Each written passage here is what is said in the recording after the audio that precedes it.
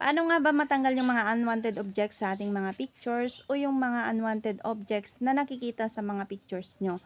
O kung halimbawa nalagyan ng stain yung damit mo at nakapture yan ng camera ay ganito lang ang gawin nyo. Dito open lang natin ang Google and then search natin ang Snap Edit. Ayan, tap lang po natin yan. Pindutin ang Get Started for Free.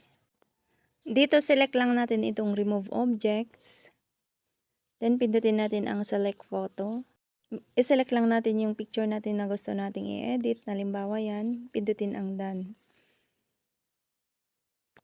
Then kapag yung stain o yung kulay na napasama doon sa picture nyo ang gusto nyo tanggalin, i-select nyo lang o i-brush nyo lang siya ng konti. Pwede nyo i-adjust itong brush. Ayan, i-swipe left nyo lang. And then select nyo na ganyan. Then kapag okay na, pindutin ang remove. Kapag object naman ang gusto nyong tanggalin, i-brush nyo lang. Halimbawa itong upuan. Brush lang po natin ganyan. Pindutin ang remove. At ayan, natanggal na po siya. Ayan, kapag okay na, pindutin nyo lamang ito. And then, pindutin nyo itong download standard quality. Then, pindutin ulit itong download. Ayan, at mapupunta na po yan sa inyong gallery.